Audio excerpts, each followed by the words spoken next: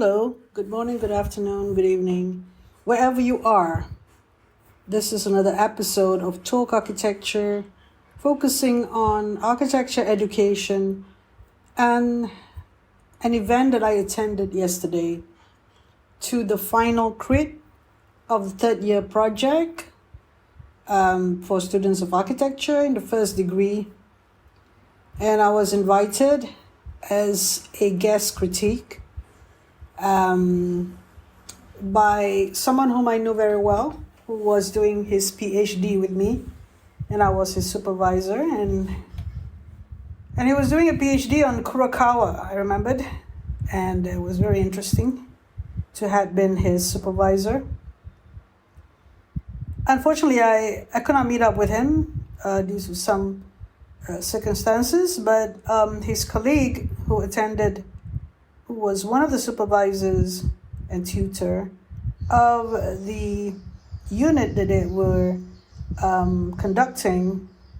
And interestingly, there were 3 units, and in each unit, they had different themes. And in one unit, there will be about 4 supervisors or tutors. I'm not sure who is the full-time one, but then you have some students under them. They created a program, I assume, to follow the school's curriculum and expanded on it. And when I look at the program, it's, I would call a juicy program.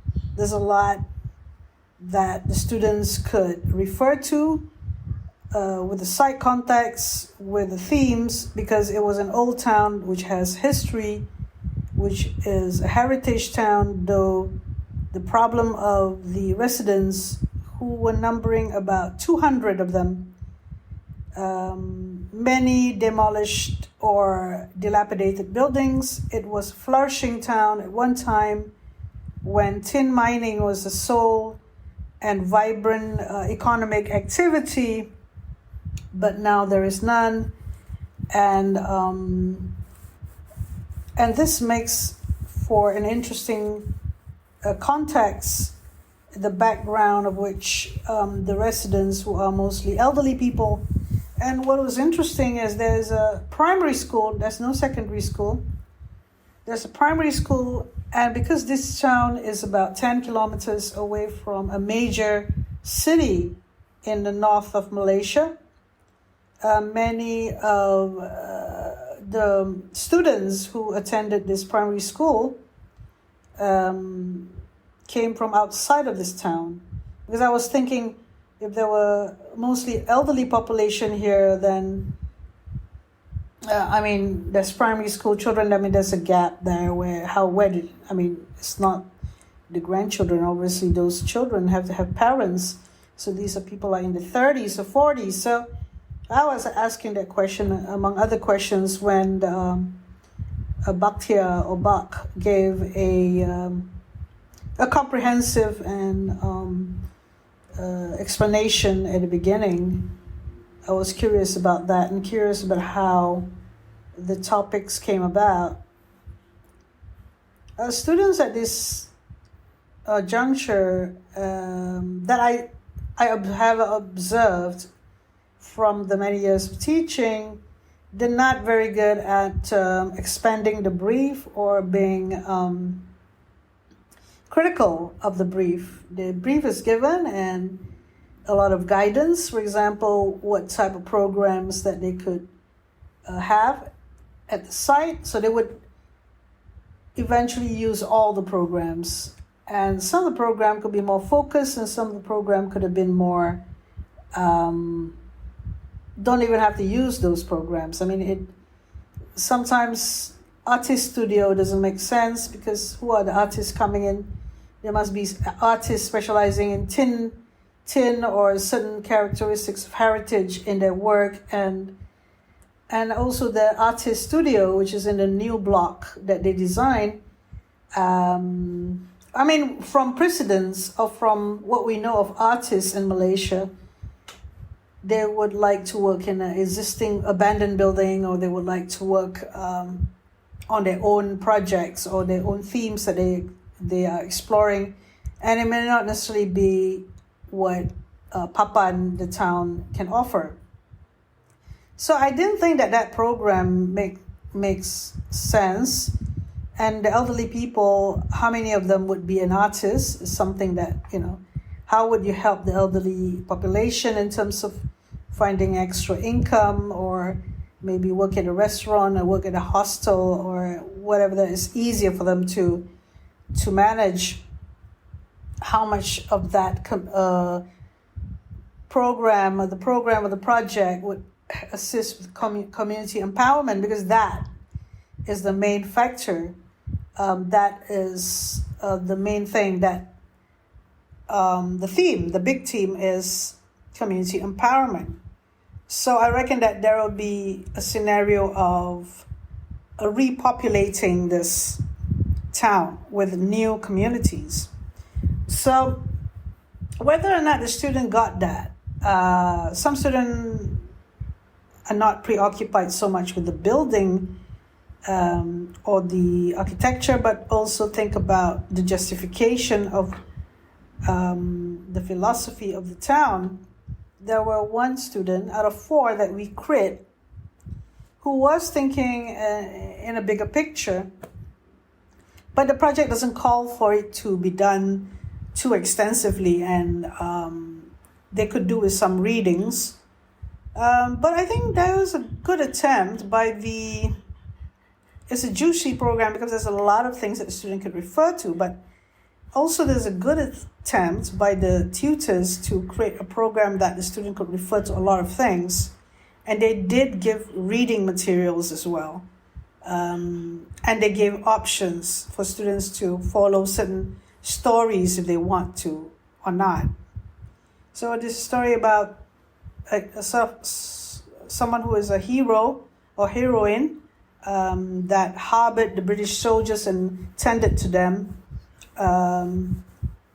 to heal them back from their wounds, who eventually was captured by the Japanese occupiers, and also the British were occupiers as well. But anyway, the story was that one of the buildings, the dilapidated buildings, was where she made it as a makeshift hospital or a place where she could attend to the wounded soldiers.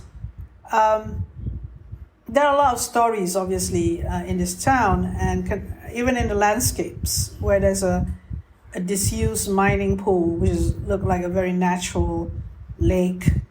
And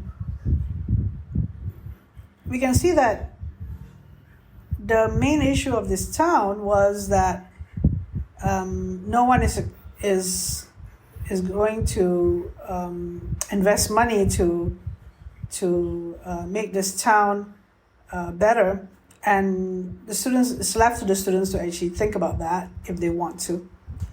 It wasn't something that is open and ended in many things when it's not to do with architecture. So the assistance for the student to create a story is quite crucial, so that the students there were 3 stages where they dealt with poetry, they dealt with reading, and then there was another one where it's urban strategy or town strategy, and another one which is architecture. Looking at whether there's a continuity between phase 1, phase 2, and phase 3. The more successful student actually had a continuity in terms of the material investigation, but the end, all of the students in varying degrees did not really accomplish or did not really have time to actually explore detailed design. In terms of philosophy, as expected at this stage, the 3rd year is very technical in the requirements, and because architecture is such a comprehensive and integrated subject, which is what this is about, there are so many things to look at, so the students really just if they could not develop it fast enough, or work hard enough or be more strategic in how they would work, they wouldn't have time to do those things or do the thinking that's necessary at the end, looking at the details.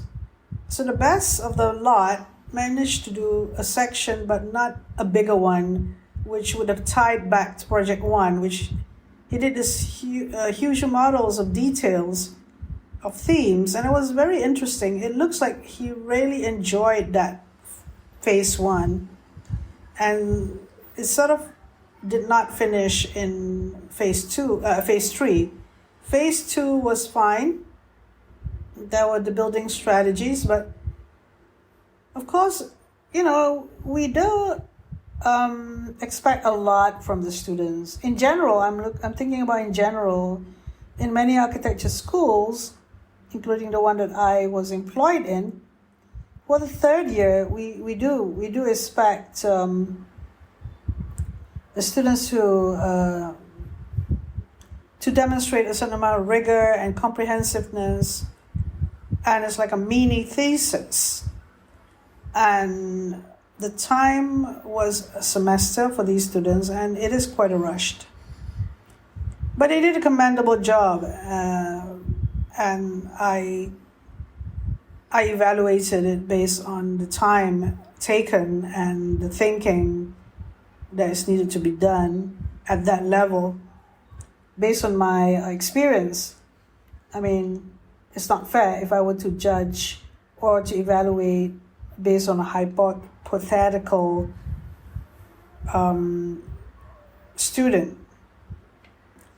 So in general, the students did the best that they could to demonstrate that the truth or the sincerity of the way of design. And we can even see another good student, good attempt. We can see consciously that she was just trying to finish the job. Because the end product did not have the sentiments or the philosophical approach from which we expected to be dealt with. Though she was competent in producing the drawings, but in terms of the architectural design development, the spatial development, and taking people through the building or thinking about the spaces, it was not really what we could say sensitive enough. I mean, I mentioned Johanni Palasma because that was mentioned as one of the readings, but for that particular student, she did not understand what I was trying to get at in terms of phenomenology. So I reckon theory of architecture is lower down her list of thinking about things when it has to do with. I reminded her, the theme is about memories of a place. So this particular theory is important to understand. So it was a lost opportunity for this student. Though she's competent and she did everything, but it wasn't connected, the first, second, and third phase. Now I'm saying all this is just a learning session for us to learn together on some of the issues of architecture education and how we approach or we try to assist students of architecture. Being critical doesn't mean that I'm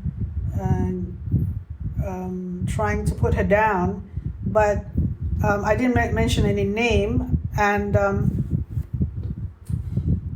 of course, if you as a CSI lecturer or student from that unit were to listen to this podcast, they would think they know exactly what I meant. But I actually really enjoyed the fact that she completed her work and showed a good competency in graphic and set of architecture drawings to completion, and a sense of trying to use the site well. I could appreciate all that. But the sense of the theory would have made her a better designer, and it was a missed opportunity. For the other one that I mentioned earlier, he took the opportunity and he wanted to to be challenged, but he did not give himself some thoughts to the focus of the detailed design.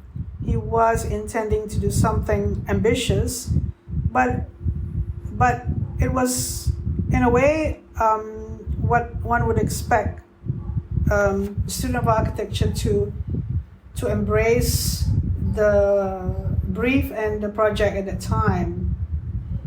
And both students have potential to go to the Master of Architecture course after a year out or practical training, and is what is expected. Although with all the learning that one has to catch up with and understand, that is fine. That is part of the process of architecture education. For the other two students, one had more of the ambition and the intention, but she did not know what these are. She had diagrams that showed how she developed the work, but unfortunately, she didn't realize how it implicates the final design. I mean, that was a lack of awareness with the tools that she had, and another lack of awareness of the theory or the experiential part of architecture. And I'm always kind of upset if third-year students design like second-year students in terms of creating a link or corridor with like a pathway, but not really defining what that is. When you start having an ambitious project with elevated walkways or corridors, you have intentionally created something, and then the typology of the building, if it's a museum or a gallery or an experiencing center, there should be like that's what I said to this third student. I said, you control, you have an agenda, you're the designer, and you want the outcome.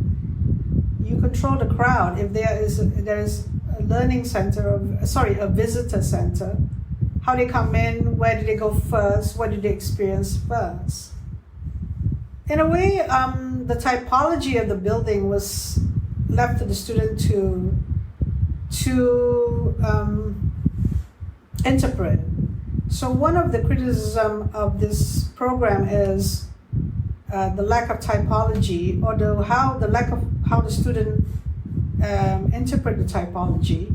Because if you're talking about a visitor center, obviously the route or how you get the visitors to come into different places. If there is, like, the visitor can come in from different entrances, then the architecture should reflect that. But there is an effect that you're trying to create. I suppose I was quite critical with this particular student, and I hope that this student learned from what has been said and would try to improve. I suspected the student would be improving in the future, but the theory part was kind of lacking in the beginning, creating the tramway. All in all, these students are very competent and have drawings that they displayed, but this particular student printed graphically was not strong and it wasn't clear, the images. So that didn't help her, although in the computer when she worked on it, it was probably very clear, but sometimes we are subjected to something that's out of control, in which we could manage it if we had extra time. So these are all learning processes. The fourth student that we created had a potential to be an architect. All of them has the potential to be an architect. It's just that some were struggling more than others and were challenged more than others. Mostly not due to a direct fault of their skills, but the managing of time perhaps, or the managing of time, meaning that not being able to recognize the amount of time one needs to do a certain work. I can imagine I would fall into that category of a student having problems with guessing the amount of time to do certain work. Or all four of them certainly did not lack an ambition, but the fourth student, it's just that the final product did not show the sense of architecture well. And because there was no philosophy at the beginning on preservation, though there was quotations on preservation and conservation, one would assume that they would look into what do you call it, what shall we say, precedence, or every student who's doing architecture would entertain or study a precedent, like a favorite architect that is intentionally they would learn from the favorite architect, be it local architect or overseas, and this precedence would assist them. So when you talk about preservation, conservation, there are architects in Malaysia that practices this, reutilizing existing elements into the building, the new build, or study the proportions and order of previous work, or the sense of all, because nowadays there's too much manufacturing and suppliers can just supply you with anything prefabricated and so on. So they are based on certain modules, certain dimensions.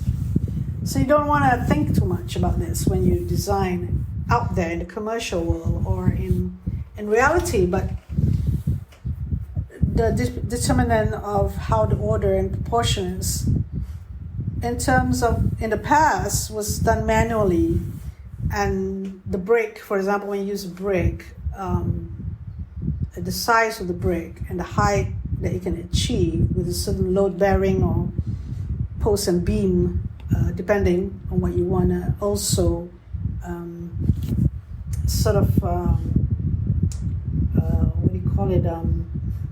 mix it up with wooden architecture, or timber and steel. So the sense of the tectonic is not part of the theme. But when you link heritage with tectonics, you can find a philosophy. So this the fourth student, if she knew that, there's enough time for her to study that and explore the architecture accordingly, because in fact the final product does not have that philosophy, or does not have a philosophy of architecture,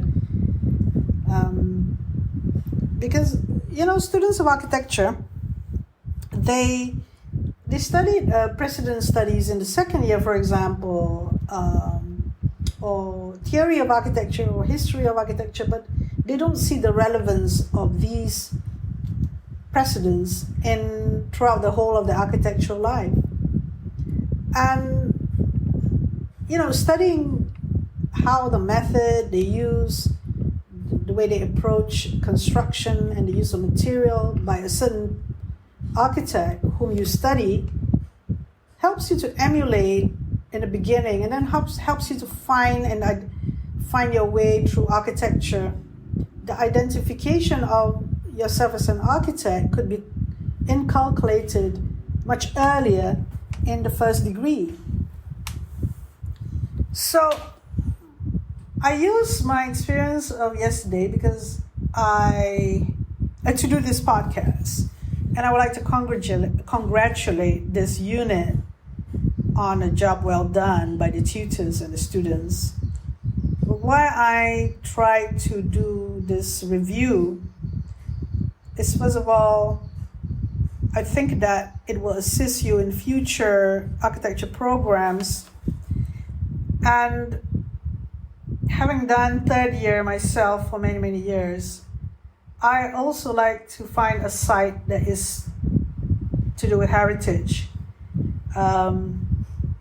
Also, second year projects could do very well with a very strong contextual and leaning toward phenomenological theories. These are very good. This is something you can observe, touch, feel, sense, and investigate further. Narration, or giving a storyline, has been a strong suit with this bunch of students. They try, but once they were right in front of the critique, they fell short of it in a sense that they did not practice it enough. The affirmation or the constant talking back, talking to yourself, talking to lecturers of the storyline is kind of really, really important for the students to gain some confidence and momentum to provide for a presentation that is strong. Graphically, most of the presentations were strong, and the particular attention to the poetics at the beginning is generally high, but they did not have much time because this is the third year final project, so that the expectations of so many things are on top of them. And as a project, this one could even be in semester 5, giving them less pressure it could be more spread out, and it could be more time given to phase 1, phase 2, and phase 3. In particular, phase 3, the technical part where the basement car parking and car parking is not that important, or there is emphasis on workability, buildability, and comprehensiveness and integration, but not to the extent that you want to show them the servicing pipes or the construction details. That's fine. That is to be dealt with in a different way by the school's curriculum. To me, I didn't expect those things. And I was concentrating on how, at that stage, the student is, as an architectural designer, able to, when they decided on a concept or the way they mass the building, they know the repercussions, or they know the effect that these buildings have on the user. Because to me, at third year level, the sense of space has been cultivated already through time, to different projects. And the arrangement of the complexity of the buildings, or how the building is sited on site, is important for them to actually understand. And I'm expecting at this level that that whatever that they do, they know the outcome. And it's them knowing what they've done, what effect that they have done. It's not like being surprised by it, which is very important at this stage, because the awareness of that, if they don't have it in third year and they go into thinking architecture is just a bunch of drawings and it doesn't have anything to do with the user or experiencing space, it would be very hard to, it's something they need to catch up if they don't think about it that way, or they don't feel architecture to be part of the understanding of architecture to be that. There's a problem if they go to the Masters of Architecture course.